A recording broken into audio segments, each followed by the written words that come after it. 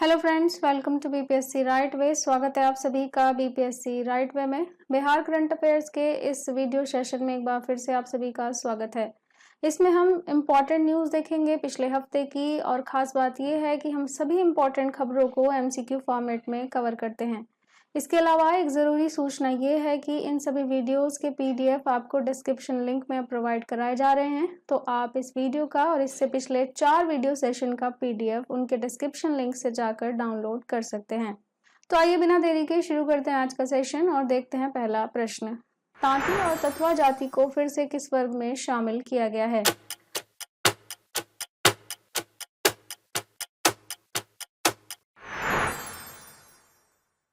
सर्वोच्च न्यायालय के आदेश के आलोक में राज्य सरकार ने तांती और तत्वा जाति को फिर से अत्यंत पिछड़ा वर्ग में शामिल कर लिया है। सामान्य प्रशासन विभाग की अधिसूचना के अनुसार इस जाति को अत्यंत पिछड़ा वर्ग के क्रमांक 33 पर दोबारा शामिल कर लिया गया है।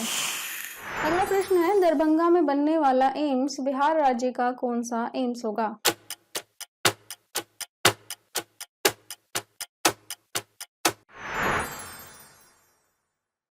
राज्य सरकार ने दरभंगा के एकमी शोभन में एम्स के निर्माण के लिए 150 एकड़ जमीन केंद्रीय स्वास्थ्य परिवार कल्याण मंत्रालय को सौंप दी है। स्वास्थ्य मंत्री मंगल पांडे ने कहा है कि परियोजना के लिए बाकी बचे 37.31 एकड़ जमीन अगले सप्ताह केंद्र सरकार को सौंप दी जाएगी। गौरतलब है कि पटना के बाद दरभंगा का एम्स बिहार का दूसरा एम्स होगा। बिहार के शैलेश कुमार का चयन किस प्रतियोगिता के लिए राष्ट्रीय टीम में किया गया है?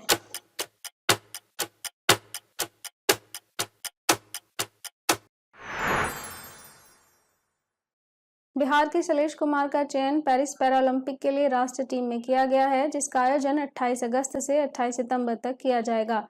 शैलेश जमुई जिले के रहने वाले हैं और उन्होंने पिछले एशियन पैरा गेम्स के स्वर्ण पदक विजेता भी वो रहे हैं। आपको बता दें कि राज्य सरकार की मेडल लाओ नौकरी पाओ योजना के तहत इनको प्रथम श्रेणी की नौकरी दी गई है। भारत के 75 महान क्रांतिकारी पुस्तक के लेखक कौन है?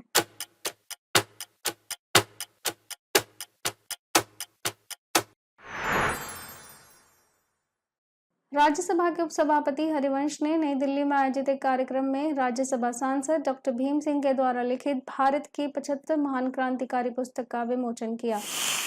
11 अगस्त 2024 को बिहार में कौन सा दिवस मनाया गया?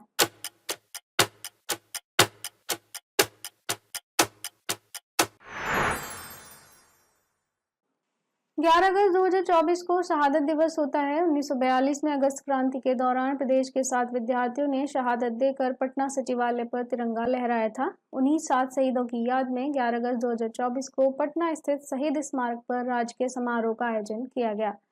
वहीं शहीद खुदीराम बोस की शहादत में मुजफ्फरपुर स्थित केंद्रीय कारागार में श्रद्धांजलि कार्यक्रम आयोजित किया गया। अगला प्रश्न है, विक्रमशिला कटारिया रेल पुल परियोजना की कुल लंबाई क्या है?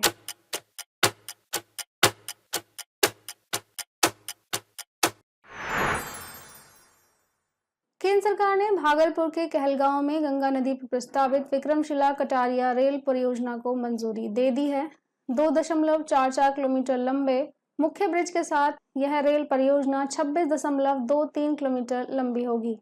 इसके निर्माण पर लगभग 2,550 करोड़ रुपए की लागत आएगी। इस परियोजना को 2030-31 तक पूरा कर लिया जाएगा। राज्य सरकार ने प्रदेश के मठों, मंदिरों और ट्रस्टों के निबंधन के लिए क्या अनिवार्य किया है?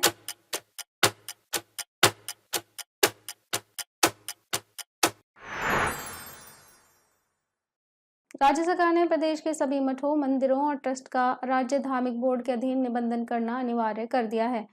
विधि मंत्री नितिन नवीन ने कहा है कि इन धार्मिक संस्थानों की अचल संपत्ति बोर्ड की वेबसाइट पर उपलब्ध होगी। सभी जिलाधिकारियों को इस कार्य को प्राथमिकता के आधार पर करने का निर्देश दिया गया है। मखान उत्पादन में विश्व स्तर पर शीर्ष स्थान बिहार के किस जिले ने प्राप्त किया है?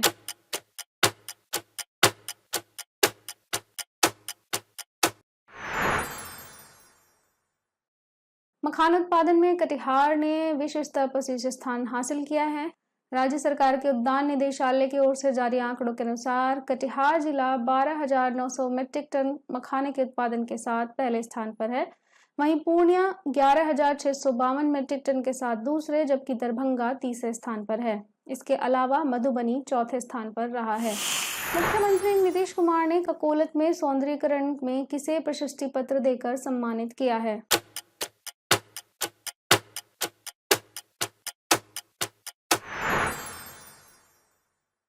मुख्यमंत्री ने ककोलत के सौंदर्यीकरण में उल्लेखनीय योगदान के लिए नवादा के वन प्रमंडल अधिकारी संजीव रंजन को प्रशस्ति पत्र देकर सम्मानित किया। मिथिला के लोक कवि विद्यापति की जन्मस्थली के विकास के लिए किस जिले को राशि आवंटित की गई है?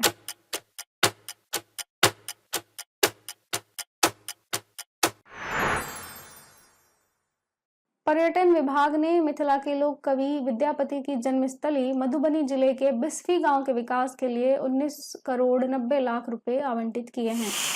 बिहार पुलिस मुख्यालय ने सीमावर्ती इलाकों में सतर्कता बढ़ाने का आदेश किस स्थिति के संदर्भ में दिया है?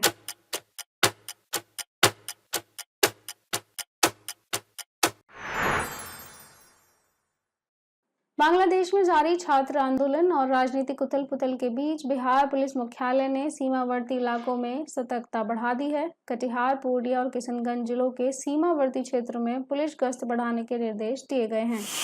राज्य सरकार ने स्थानीय उत्पादकों और उद्यमियों को बढ़ावा देने के लिए कौन सी नीति में बदलाव किए हैं?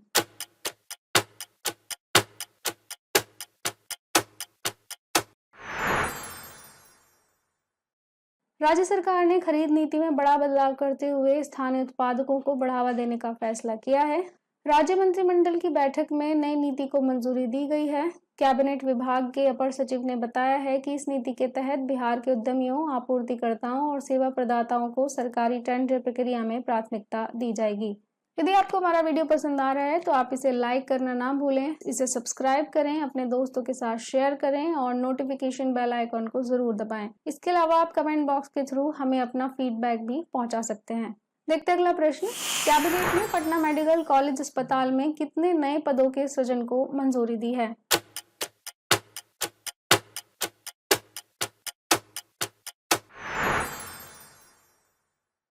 अपर मुख्य सचिव ने बताया है कि पटना मेडिकल कॉलेज में नई दिल्ली के एम्स के मानकों के अनुरूप 4,315 नए पदों के सृजन को मंजूरी दी गई है। उन्होंने बताया कि सड़क हादसे कम करने के लिए गाड़ियों की गति सीमा तय करने के लिए परिवहन विभाग को भी अधिकृत किया गया है। इसके अलावा कैबिनेट ने पटना के संजय गांधी जैविक उद्यान में टॉय ट्रेन के परिचालन को भी मंजूरी दी है। उप मुख्यमंत्री विजय कुमार सिन्हा ने किस विषय में सूचना देने वालों को पुरस्कृत करने के फैसले की सराहना की है?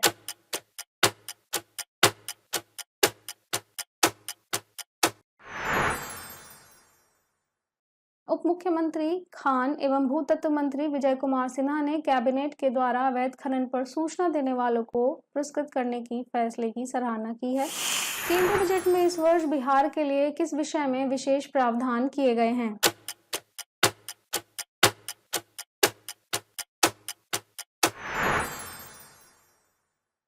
केंद्रीय गृह राज्य मंत्री नित्यानंद राय ने कहा है कि राज्य में बाढ़ की समस्या के समाधान के लिए बजट में 11,500 करोड़ रुपए का प्रावधान किया गया है। इसके साथ ही ब्याज मुक्त 15,000 करोड़ रुपए की अतिरिक्त सहायता भी बिहार को दी जाएगी। एक पेड़ मां के नाम अभियान के तहत बिहार राज्य के कितने वार्डों में प्रत्येक में कितने पेड़ लगाए जाएंगे?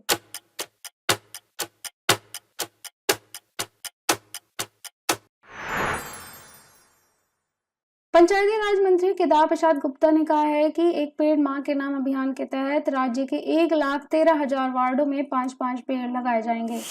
और आज का हमारा आखिरी प्रश्न है, शेखपुरा के रोहित सैनी ने किस प्रतियोगिता में कांस्य पदक प्राप्त किया है?